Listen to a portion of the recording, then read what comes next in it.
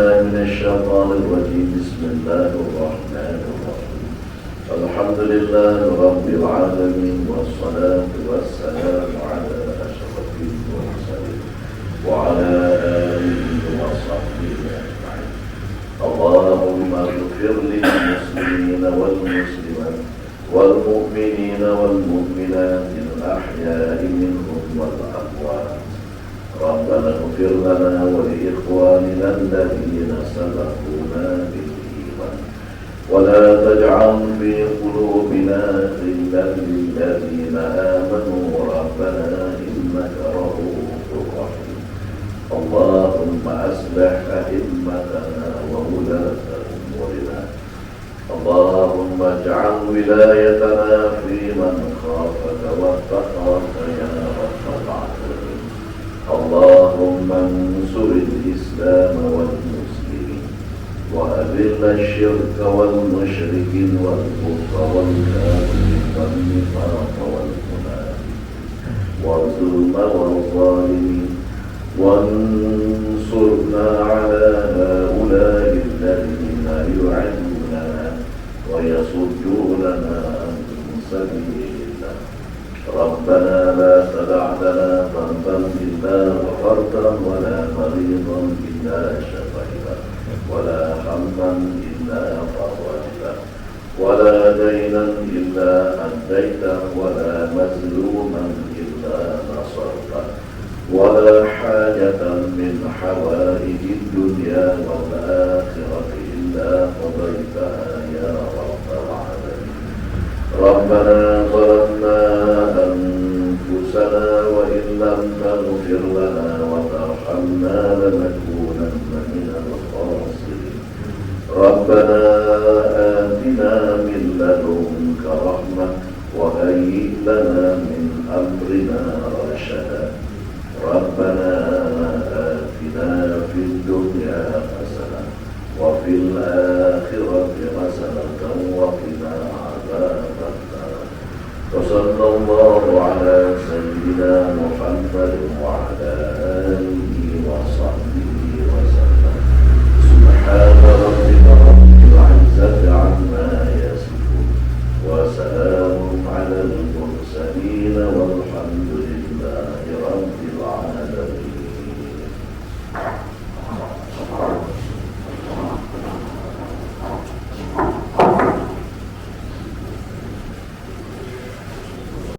Assalamualaikum warahmatullahi wabarakatuh.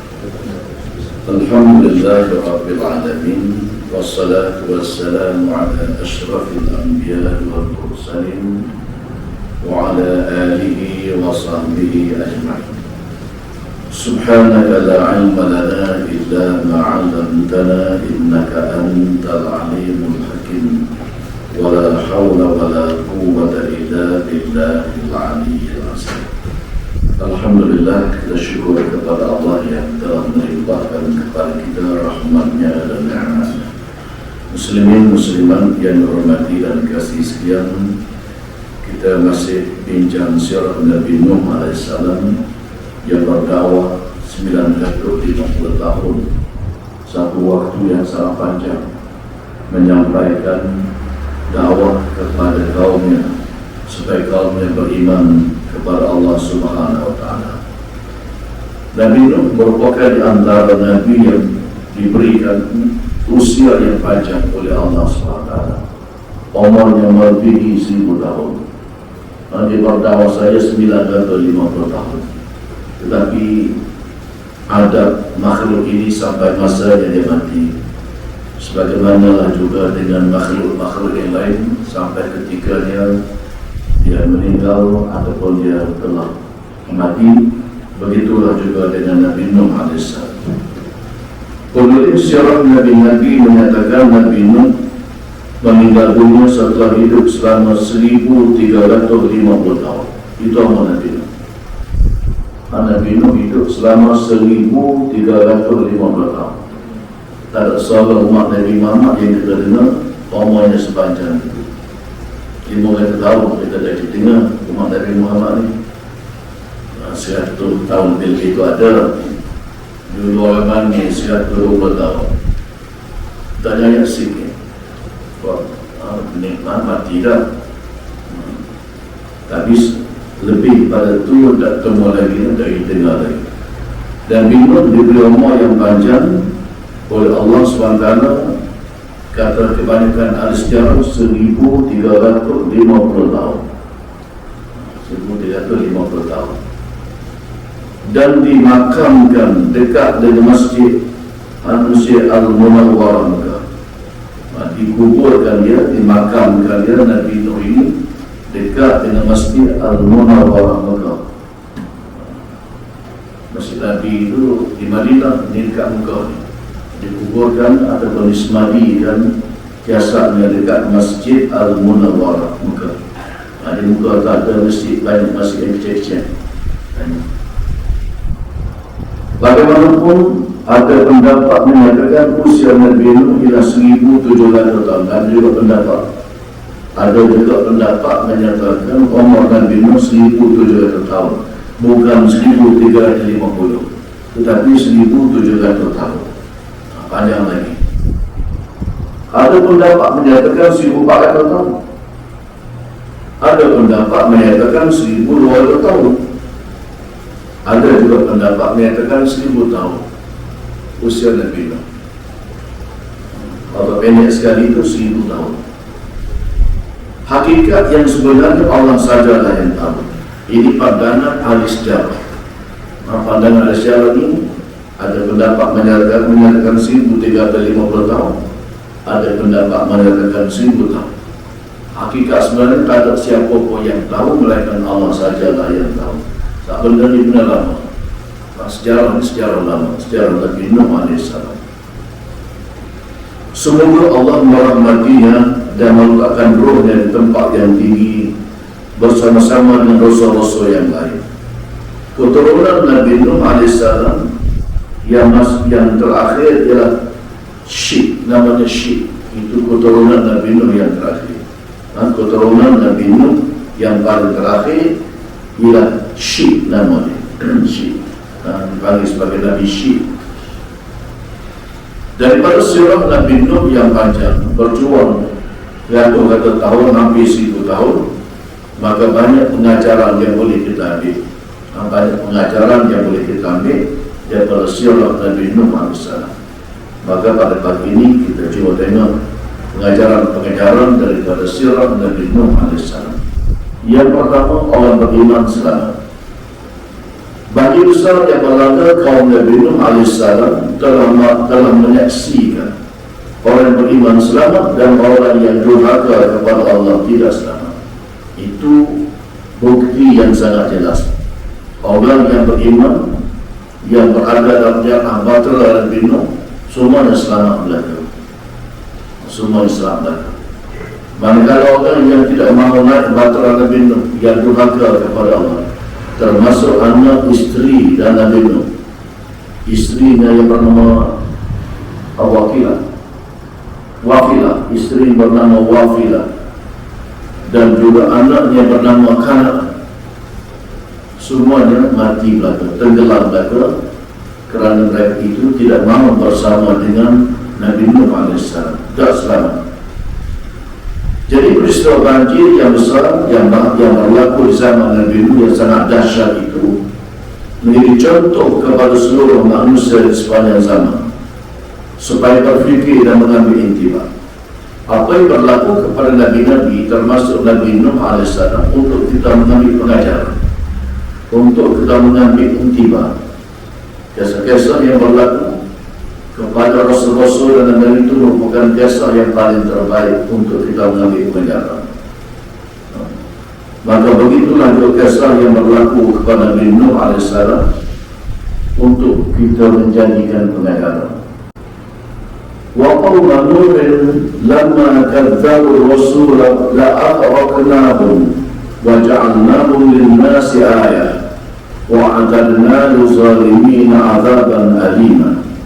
Dan demikian juga kaum Nabi Nuh ketika mereka mendustakan rasul-rasul. Ketika mereka mendustakan rasul-rasul kami tenggelamkan mereka dan kami jadikan mereka satu tanda yang jadi contoh bagi umat manusia, dan kami sediakan bagi sesiapa yang zalim azab seksa yang tidak terperi sakitnya.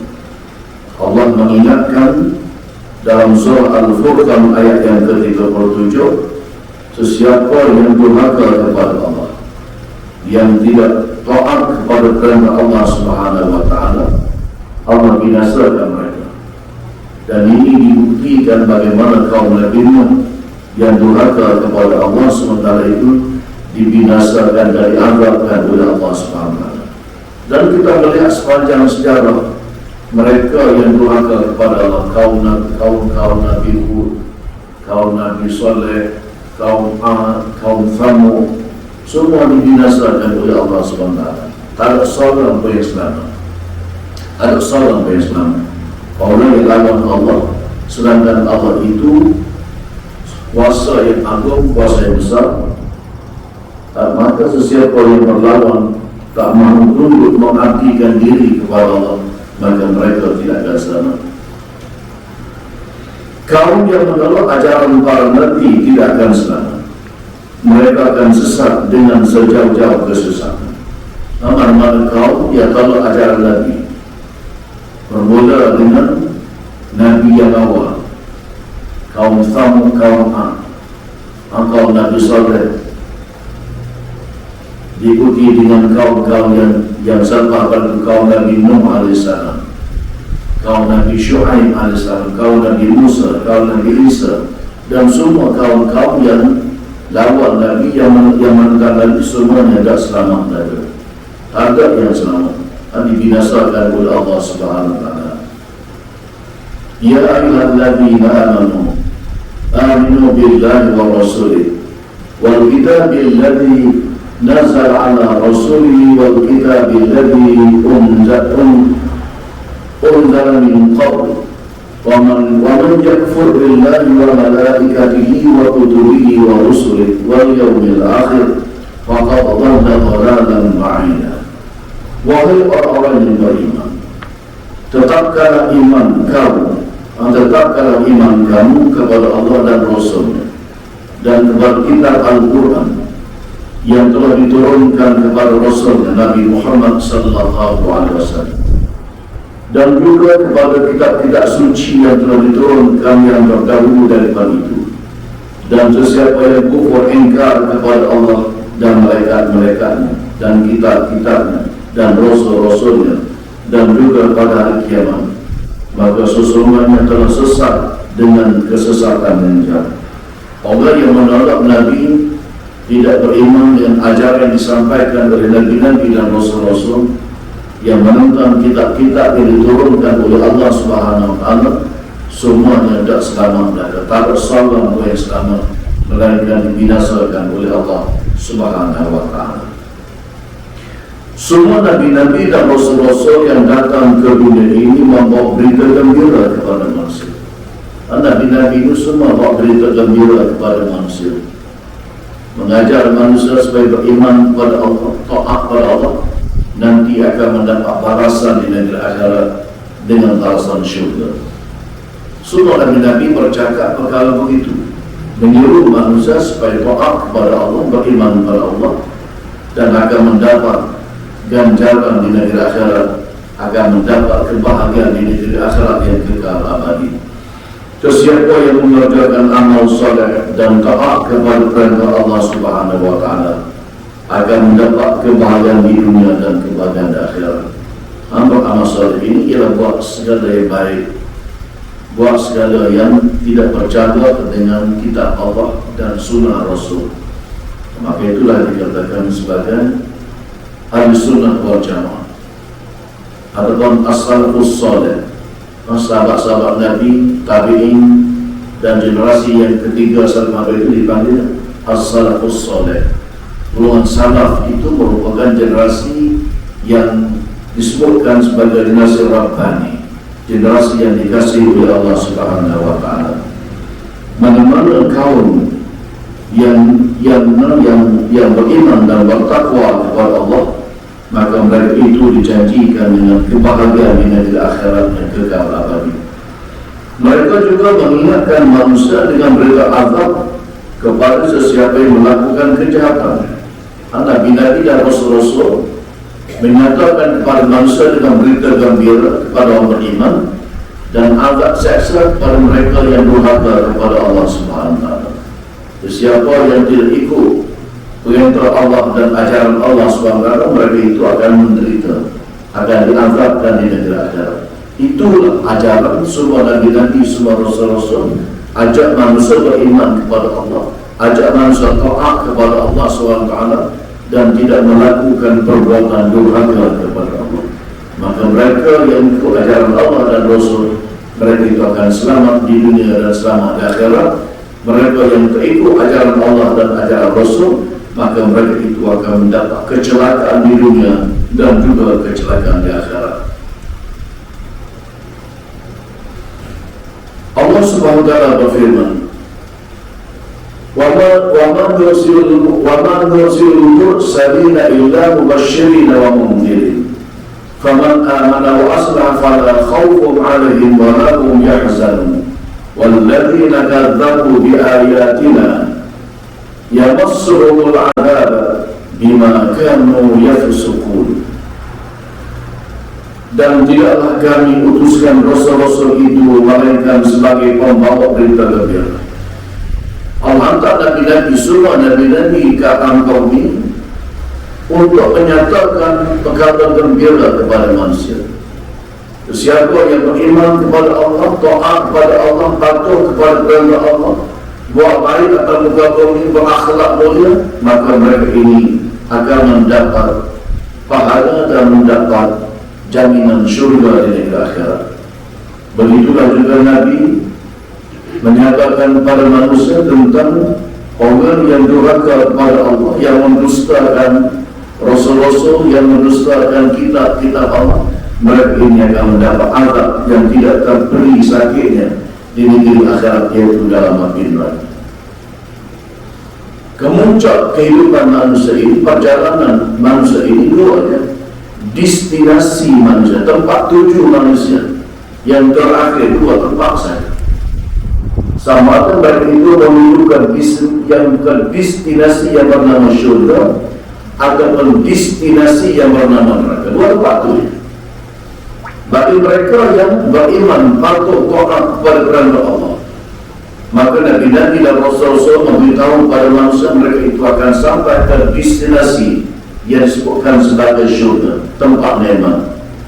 Mana-mana yang tidak beriman kepada Allah, yang durhaka kepada Allah dan Rasul, yang buat jahat, yang buat zalim atau bergabung, tempat tuju mereka di negeri akhirat ialah neraka. Itu destinasi manusia yang durhaka kepada Allah. Dua tempat saja. Adapun alam barzakh itu tempat persinggahan, alam mahsyar tempat persinggahan buat sementara. Begitulah juga tempat-tempat lain sebelum sampai ke syurga ataupun ke neraka merupakan persinggahan-persinggahan yang dilalui oleh setiap manusia yang hidup di alam muka bumi dan akan pergi ke negeri akhirat, akan balik ke negeri akhirat yang kekal abadi. Para rasul juga diutuskan Allah Subhanahu wa taala supaya manusia beribadat kepadanya. Masuk beribadat dalam pengertian agama bukan sekadar sembahyang saja, bukan sekadar solat, bukan sekadar puasa saja. Apa saja yang dilakukan oleh manusia yang tidak bercanggah dengan syariat dan akidah, itu dinamakan sebagai ibadah.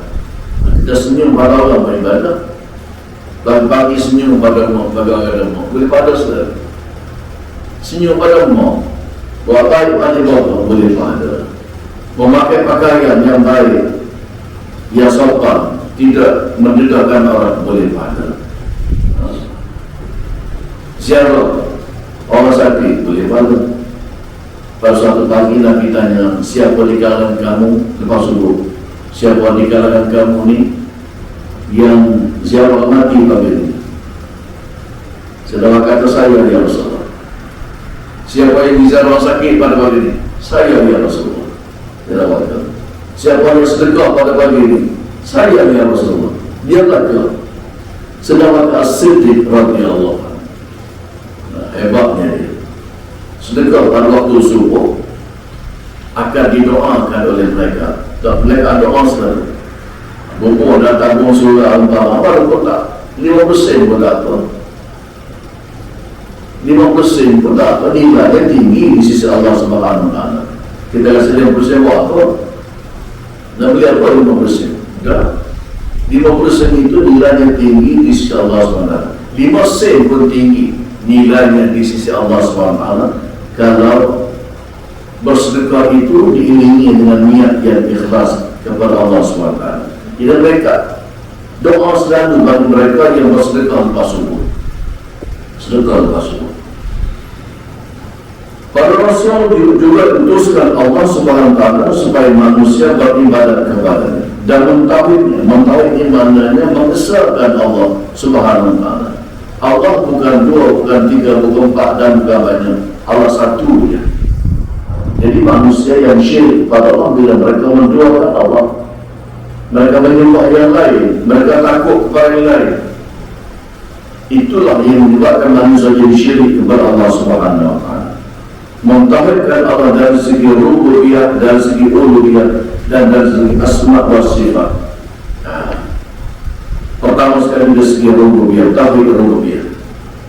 Ini perjuangan para nabi untuk menarik manusia supaya mentauhidkan Allah dari segi rububiyah, uluhiyah dan asma wa sifat. Pertama sekali dari segi rububiyah. Tauhid rububiyah bermaksud seseorang itu berintikad bahwa Allah Subhanahu Wa Taala adalah pemilik bagi segala-galanya dan tiada selain daripadanya. Maknanya alam ini milik Allah, kita milik Allah. Anak yang kita sayang pun milik Allah. Sebab itulah seseorang yang kematian anak menangis, melaut-laut tak boleh. Kita sayang pada anak kita, Allah sayang lagi. Anak kita itu adalah hak Allah. Kita sendiri pun hak Allah Subhanahu Wa Taala. Semua sekali alam ini, seluruh alam yang terdapat, yang kita nampak dan juga yang kita tak nampak adalah hak Allah Subhanahu Wa Taala. Sebab itulah Allah sombong oleh takabur. Jangan pijak bumi Allah. Agam sangat sombong sangat, jangan pijak bumi Allah. Cari bumi lain, duduk bumi lain. Mana ada bumi lain? Ada. Inilah bumi yang dijadikan oleh Allah SWT dan manusia berada di bumi, di planet ini. Jadi rububiyah itu ialah manusia mesti yakin dan percaya bahawa alam ini ialah milik Allah dan Allah yang mentadbirkannya. Kerajaan Allah lebih besar daripada segala-gala kerajaan yang ada di atas muka bumi.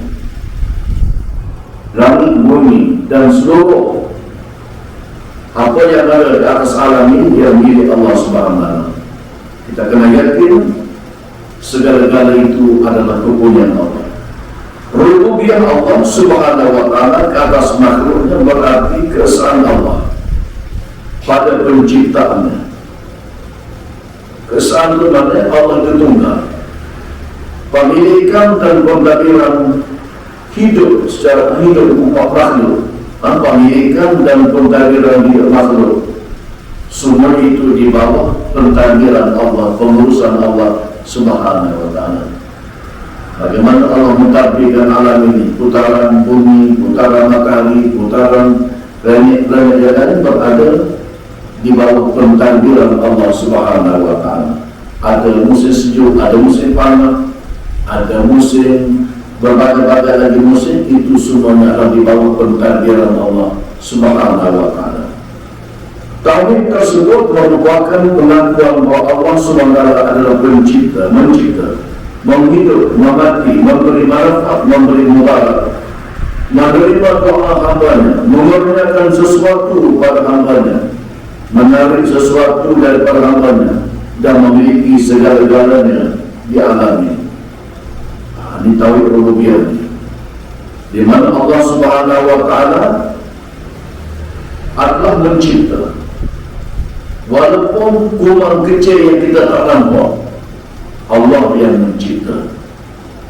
Bumi yang besar, Allah yang mencipta. Tak ada siapa pun yang boleh menciptakan melainkan Allah. Hari ini banyak manusia macam-macam. Hakikatnya dia mengambil apa yang telah dijanjikan oleh Allah Subhanahu Wa Taala. Dia ambil Allah janjikan, lepas tu dia reka.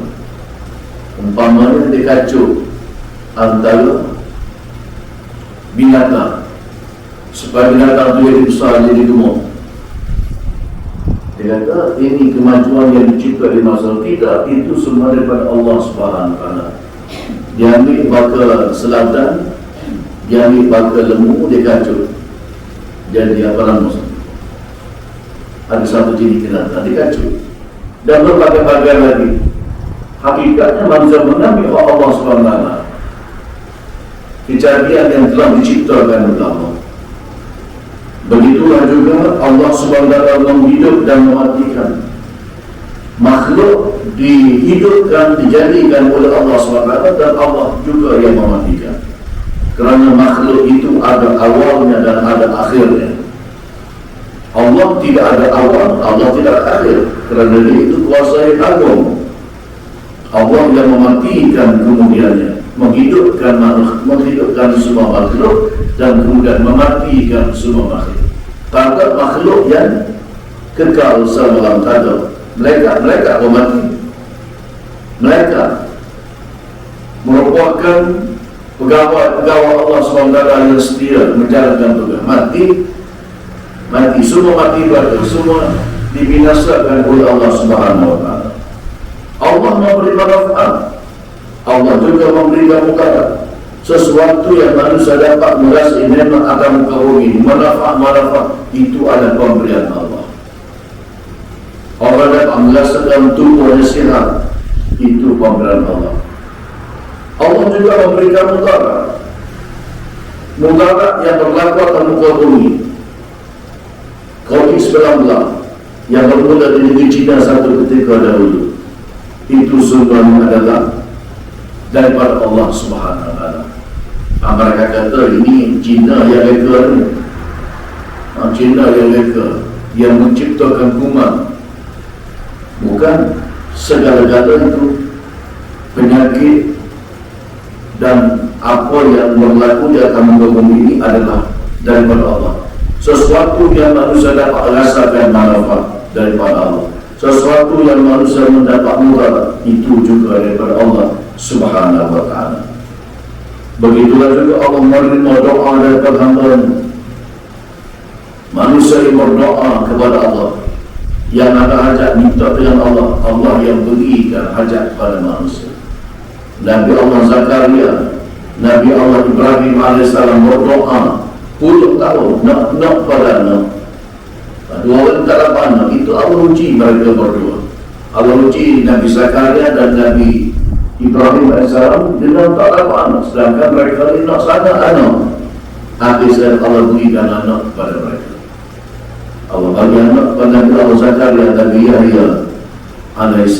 Allah beri kepada Nabi Ibrahim anak, iaitu Nabi Ishaq, Nabi Ismail dan AS. Allah Subhanahu Wa Taala menurunkan sesuatu kepada hamba-Nya. Segala nikmat yang dapat dirasai oleh hamba dalam muka bumi itu adalah pemberian Allah. Allah juga menarik nikmat daripada hamba-Nya. Bila Allah menghendaki nak tarik nikmat, Allah tarik nikmat. Daripada orang kaya jadi miskin, daripada orang sihat jadi sakit. Orang sihat, pemain tinju yang hebat, bila Allah tak sakit sekejap tak boleh bangun. Juara tinju yang hebat tak pernah sekali pun rumah, bila Allah tak tarik sekejap, sakit sekejap dan tak boleh nak bangun. Begitulah juga orang yang Allah nak beri sihat, dan nanti kau makan benda apa-apa sihat, itu semuanya sihat. Sakit dan sihat itu adalah pemberian Allah Subhanahu Wa Taala. Kemudian Allah segala urusan makhluk dan segala perintahnya, segala urusan makhluk di atas muka bumi ini ditentukan, diatur oleh Allah Subhanahu Wa Taala. Orang Orang musyrik juga beriman dan orang musyrik juga beriman dengan tauhid rububiyah. Orang kafir pun dari segi rububiyah dia beriman juga. Kalau ditanya kepada mereka siapa yang buat langit dan bumi, dia kata Allah. Orang kafir. Wa in sa'altahum man khalaqahum la yaqulunna Allah. Ini kata-kata orang kafir. Dia bercakap begitu. Ayat Quran.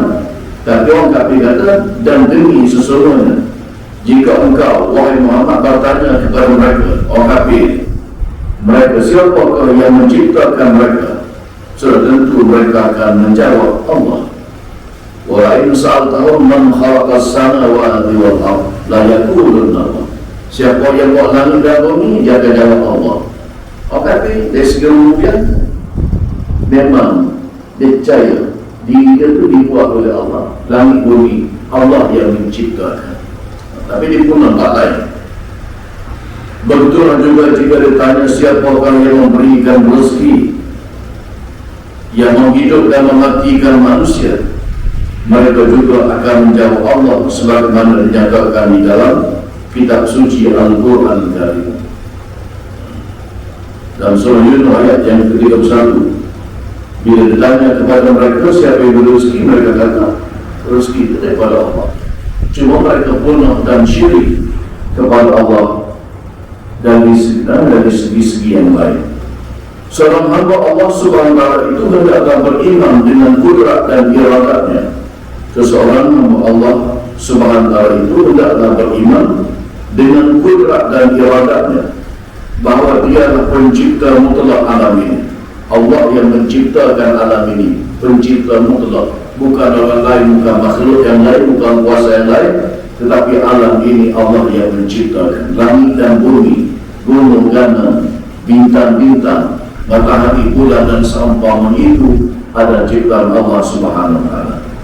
Dia juga yang mengurus, mentadbir, menghidup, memati dan lain-lain tanpa disekutuai oleh sesiapa pun. Allah yang menguruskan perjalanan alam ini. Teratur yang perjalanan ini kerana Allah yang menguruskan. Cuma disebut pada akhir zaman matahari naik ke sebelah barat dan naik ke sebelah timur. Itu kerja Allah Subhanahu wa Ta'ala. Allah yang mentadbirkan alam ini. Ada musim panas, ada musim sejuk, ada musim hujan, ada musim kemarau dan seumpama. Allah yang menghidup dan mematikan. Allah yang menghidupkan manusia, Allah yang menghidupkan binatang, Allah yang menghidupkan tumbuh-tumbuhan, sampai masanya Allah juga mematikan. Pohon kayu, walaupun pokok cengar tua mulai panjang sampai 100 tahun, akhirnya mati juga. Gajah, walaupun umurnya sampai 300 tahun, buaya, umurnya boleh sampai 300 tahun, 400 tahun, akhirnya mati juga.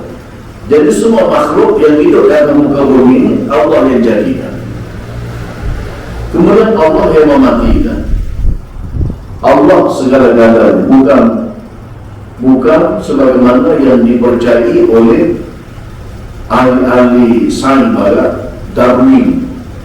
Orang barat bernama Darwin, Charles Darwin. Dia kata itu manusia kita bukan diciptakan oleh Allah. Jadi daripada air, macam anak kata apa anak guru ke apa, dapat tu lompat naik atas guru boleh ke apa, ini teori dia. Dan ada kemudian berhubung lagi jadi manusia. Ini teori Darwin orang barat. Tak betul lah ke? Teori barat tak betul lah ke? Sedangkan itu adalah urusan Allah yang menciptakan makhluk dan Allah yang mematikan makhluk.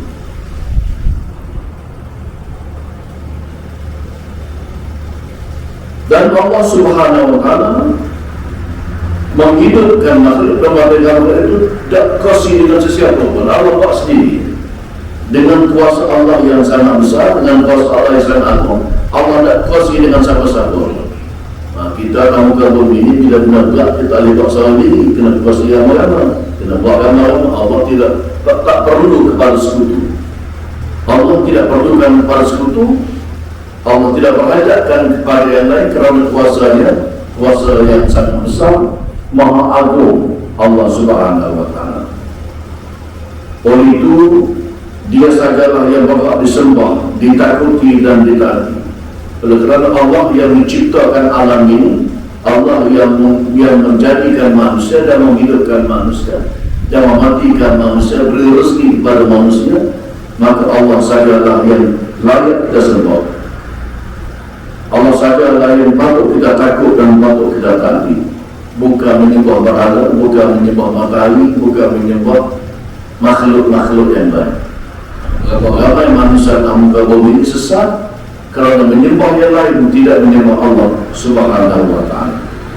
Kepadanya saja sepatut seorang hamba itu menggantungkan harapan. Kepada Allah sepatut kita menaruh harapan, tidak bergantung kepada makhluk. Kalau hati kita masih tergantung pada makhluk, masih terbegalak dengan makhluk, tak boleh. Apa-apa sikit tergantung dengan manusia, terbegalak pada manusia, itu bukan. Biarlah hati kita ini bergantung kepada Allah, mengharapkan kepada Allah, berdoa kepada Allah, minta tolong Allah, dan bila Allah bagi bersyukur dengan nikmat yang diberikan oleh Allah Subhanahu wa Ta'ala. Kalau hati itu bergantung pada makhluk, berharap pada makhluk, itu ada penyakit syirik dulu. Masih bergantung pada makhluk. Makhluk dia lah kan. Kita dapat binti, dapat rezeki, itu hakikatnya Allah yang memberi. Cuma lalu kok tangan manusia. Orang bekerja dengan majikan, dilalu kok tangan majikan. Rezeki itu lalu kok tangan majikan. Hakikatnya Allah. Rezeki itu Allah yang beri. Kita dapat gaji, tidak pula nak makan gaji ya. Bagi seorang kata, ini kerajaan yang beri, rezeki kerajaan. Tidak. Kerajaan Tuhan yang dapat Allah. Rezeki daripada Allah lalu kok tangan manusia. Ia bernama majikan, ia bernama kerajaan dan berbagai-bagai lagi. Hakikat daripada Allah Subhanahu wa Ta'ala. Maka oleh kerana itu, bila dapat rezeki dan nikmat daripada Allah, bersyukur kepada Allah.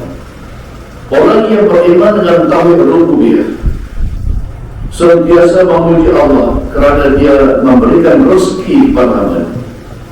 Kalau kita beriman dengan tauhid rububiyah, kita tahu Allah yang berikan kepada kita rezeki, maka untuk kita nyatakan kesyukuran kita yang kepada Allah, bukan kepada yang lain. Dan kita syukur kepada Allah, kita memuji Allah yang nikmat yang diberikan oleh Allah Subhanahu wa Ta'ala. Mereka mengulang-ulang pujian kepada Allah SWT dengan banyaknya di dalam dan di luar salat. Dalam salat kita puji Allah, di luar salat pun kita puji Allah. Di dalam salat, surat dan fardunya, mereka membaca surah Al-Fatihah pada setiap rakaat. Firman Allah SWT, "Falillahil hamdu rabbis samawati wal ardh rabbil alamin." Maka bagi Allah segala pujian, pencipta langit dan bumi, pencipta sekalian alam. Kita puji Allah dalam salat, kita puji Allah di luar salat. Di luar salat kita puji Allah banyak-banyak. Sebab itu kata Nabi Muhammad, barang siapa yang bersalawat ataupun itu dipanggil tasbih Fatimah, Subhanallah 33 kali, Alhamdulillah 33 kali, Allah Akbar 33 kali, jangan tinggal masalah, maka mereka itu diberikan kekuatan oleh Allah Subhanahu wa Ta'ala. Siti Fatimah yang mengadu pada ayahnya, dia kata, saya ni seorang pembantu belak kerja kisah gandum, minta ayahnya tolong cari seorang pembantu. Nabi kata tak payah. Nabi kata amal kalau baca tasbih Subhanallah 33 kali, Alhamdulillah 33 kali, Allahu Akbar 33 kali, Allah akan memberikan kekuatan. Itu kekuatan bagi mereka yang yakin, insya-Allah Allah berikan kekuatan. Mereka melakukan segala ibadat yang diperintahkan dengan ikhlas kerana Allah SWT. Orang yang bertauhid dengan tauhid rububiyah, orang yang bertauhid dengan tauhid rububiyah, mereka beribadat semata-mata kerana Allah, tidak kerana yang lain. Jadi kalau mengerjakan ibadah, mengharapkan pujian kepada makhluk, mengharapkan sanjungan kepada makhluk, nak cari nama, nak jadi masyhur dengan ibadah, maka ibadah itu adalah riya, dan Allah tidak terima sebagai ibadah yang mengandung riya di dalamnya. Riya ini antara penyakit dalam hati manusia. Syirik, riya itu adalah syirik kecil. Kalau syirik besar itu semua terpekong. Syirik kecil ini ialah buat sesuatu kerana makhluk, kerana Allah, kerana Tuhan dan kerana Allah.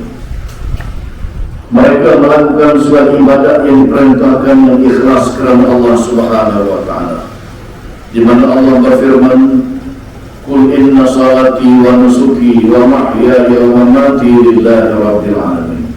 Sesungguhnya sembahyang aku dan ibadat aku, hidup aku dan mati aku hanyalah untuk Allah Subhanahu wa Ta'ala yang mentadbirkan alamin.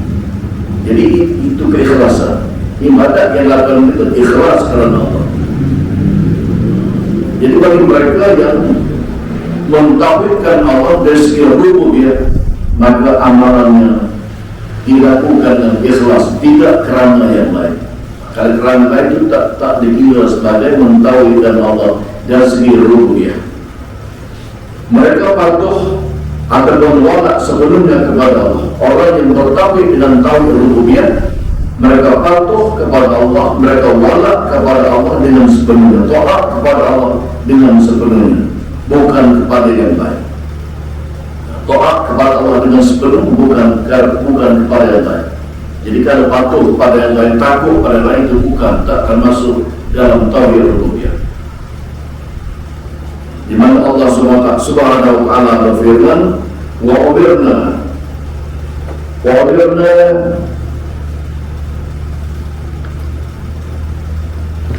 Allah SWT berfirman, wa umirna linus lima rabbil alamin, dan kita diperintahkan supaya berserah diri kepada Tuhan yang memelihara dan mentadbirkan segala alam ini. Itu merupakan di antara bukti manusia ini hendaklah bertauhid kepada Allah dari segi rububiyah, patuh dengan sepenuhnya kepada Allah dan tidak kepada yang lain. Kalau patuh kepada yang lain, takut kepada yang lain, melebihi daripada takut dan patuh kepada Allah, itu tidak dinamakan orang bertauhid dari segi rububiyah. Kepada Allah dia tidak takut dan tidak taat, tapi takut pada makhluk. Jadi mudah-mudahan apa yang disebutkan di sini menjadi peringatan kepada kita bahawa tauhid rububiyah, tauhid uluhiyah, dan tauhid sifat wal asma itu adalah tauhid yang dapat mengukuhkan keimanan kita kepada Allah Subhanahu wa Ta'ala. Jadi kita setakat dulu pada pagi ini. InsyaAllah kita akan sambung dalam kuliah kita yang akan datang. Wallahu a'lam wa billahi taufiq wal hidayah. Wassalamualaikum warahmatullahi wabarakatuh.